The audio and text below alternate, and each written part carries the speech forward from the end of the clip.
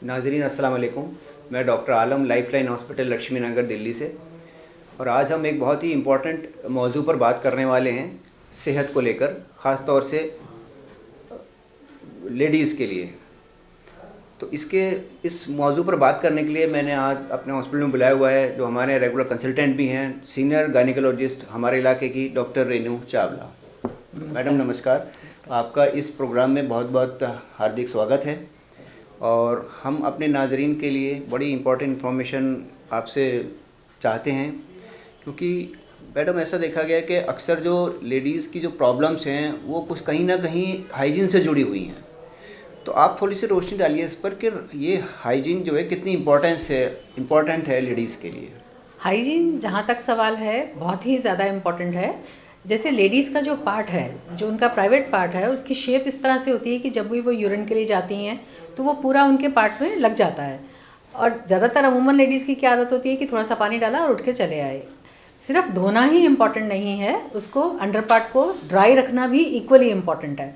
सो ये बात सबको समझनी पड़ेगी कि अगर हम उस पार्ट को ड्राई रखते हैं, क्योंकि वो पार्ट हमेशा बंद रहता है और उसमें हीट बहुत ज़्यादा होती है, तो हीट रहने से, गीला रहने से बैक्टीरिया ग्रो करने लगते हैं। और कभी कभी अगर मान लो किसी लेडी का शुगर ख़राब है, शुगर ज़्यादा है उसको, या डायबिटिक है, तो गीला रहने से, गर्म रहने से फंगस भी ग्रो करने लगती है। और फंगल इन्फेक्शन आपको सबको पता है कि एक बार फंगल इन्फेक्शन हो जाता है तो उसको बहुत लंबा समय चाहिए होता है ठीक होने के लिए। अच्छा डॉक्टर साहब, अगर हम इस बात का एहतियात नहीं रखते हाइजीन का, तो किस प्रकार की बीमारियां होने का अंदेशा है लेडीज़ में? ज़्यादातर इन्फेक्शंस हो जाया करते हैं जो बार बार होते रहते हैं। जैसे किसी लेडी को इन्फेक्शन हुआ, उसने घर के पड़ोस से या किसी से भी सलाह लेके और एक ट्यूब ले ली। अब वो क्या होता है कि कई बार बहुत बार केमिस्ट से भी ले लेते हैं, जिसमें स्टीरॉयड का एलिमेंट भी होता है। एंटीबैक्टीरिया तो होता है लेकिन साथ में स्टीरॉयड भी होता है। तो रिपीटेड स्टीरॉयड यूज़ करने के साइड इफ़ेक्ट्स हो सकते हैं उनको। प्लस जो इन्फेक्शन है जो बहुत लंबे समय से चला आ रहा है और ठीक नहीं हो पा रहा है, तो उसकी वजह से भी उनको नीचे वाले जो पार्ट है, जैसे सर्वाइकल एपिथेलियम है, वो डीन्यूड होता रहता है। सर्वाइकल इरोजन्स हो सकते हैं, कंटिन्यूसली उनको डिस्चार्ज की प्रॉब्लम हो सकती है, बैकएक हो सकती है, नीचे वाले पेट में हर वक्त पेन रह सकता है। किसी किसी को यूरिन इन्फेक्शन भी इसकी वजह से बार बार होता रहता है। तो ओवरऑल हेल्थ, मतलब लेडी को हर वक्त ये फीलिंग आती रहती है कि मेरी तबीयत ठीक नहीं है, मेरा मतलब मुझे जो है, मैं जो काम करने हैं वो ठीक से नहीं कर पा रही हूँ। जी जी। ये होता है। अच्छा डॉक्टर साहब, अक्सर ये देखा गया है कि काफ़ी सारी लेडीज़ जो है ना डॉक्टर के पास जाना नहीं चाहती हैं। एक तो उनको लगता है कि डॉक्टर के पास जाएंगे बहुत सारी बीमारी बताए देंगे डॉक्टर। कई बार लेडीज़ बाय नेचर शाई फील करती हैं, तो वो चाहती नहीं कि अपनी इंटरनल प्रॉब्लम्स के बारे में किसी से डिस्कस करें, और इस चक्कर में वो घर में ही कुछ ना कुछ तकलीफ़ों को झेलती रहती हैं और बड़ी परेशान रहती हैं, किसी से शेयर नहीं कर पाती, और उनके हस्बैंड्स के पास टाइम होता नहीं, वो ध्यान नहीं देते।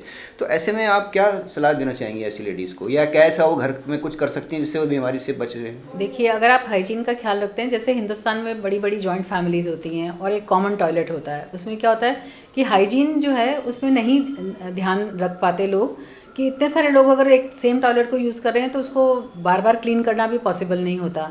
सो एक तो जो है टॉयलेट की जो है फैसिलिटी 2-3 जगह होनी चाहिए, एंड प्रेफरेबली लेडीज़ का टॉयलेट अलग होना चाहिए, क्योंकि मेल के रिक्वायरमेंट के हिसाब से और लेडीज़ के रिक्वायरमेंट के हिसाब से टॉयलेट्स होने चाहिए, जिससे कि उनको यूज़ करने में उनको इन्फेक्शन ना हो, कि एक का इन्फेक्शन दूसरे में स्प्रेड होता रहता है। सो अगर लेडी को बहुत शाय है and she can not come to the hospital, at least घर में हाइजीन तो मेंटेन कर सकते हैं ना, कि आप साफ़ सफाई पे ध्यान दें, अपने गारमेंट्स को जो है धूप में सुखाएं, उनको अच्छे से डिटर्जेंट से वॉश करें। ये सब चीज़ें अगर आप बेसिक ध्यान रखते हैं तो काफ़ी हद तक आप इन्फेक्शंस को प्रिवेंट कर सकते हैं, कि कॉमन टॉयलेट्स ना हों, आपके गारमेंट्स ठीक रहें।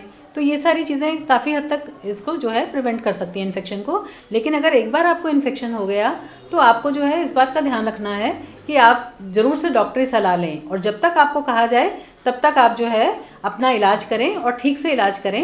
और अगर आपको बार बार इन्फेक्शन हो रहे हैं तो पैप स्मीयर वैसे भी सबको हर साल कराना चाहिए, that is a screening test. और अगर आप हर साल नहीं भी कराते हैं तो जिस समय आपको बार बार इन्फेक्शन हो रहे हैं उस समय तो ज़रूर से कराएं।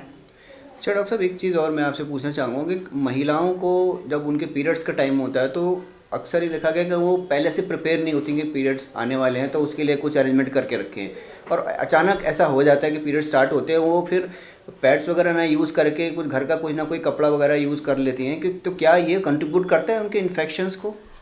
कर सकता है अगर आपका कपड़ा ठीक नहीं है, धुला हुआ नहीं है और आपने रीयूज़ करा है, क्योंकि जब भी कभी ब्लड लगा हुआ है किसी भी कपड़े में और आप उसको बहुत देर तक इस्तेमाल करते हैं तो वो इन्फेक्शन को ज़रूर से ऐड ऑन करेगा। आजकल तो पैड्स इतने सस्ते हैं, सरकार ने भी सब उन पे जो है इतनी सब्सिडी दे रखी है। तो मतलब ऐसा नहीं है कि कोई अफोर्ड ना कर पाए, बट फिर भी अगर आपको इमरजेंसी में यूज़ करना पड़ता है तो मेक श्योर कि आप साफ़ कपड़ा यूज़ करें और उसको बहुत देर तक इस्तेमाल नहीं करें। तो इसका मतलब ये हो, जैसे लेडीज़ अपने घर का पूरा ख्याल रखती हैं सब लोगों की सेहत का, इसी तरह से उनको अपनी हाइजीन, अपनी सेहत का भी ध्यान रखना पड़ेगा, जिससे सारा परिवार ही सेहतमंद रहे। ठीक, डॉक्टर साहब बहुत बहुत शुक्रिया आपका, आपने इतनी इंपॉर्टेंट जानकारी हमारे नाजरीन को दी और हम आपको इंशाल्लाह आगे भी बुलाते रहेंगे इस तरह की छोटी सी टॉक के लिए। थैंक यू डॉक्टर साहब। Thank you.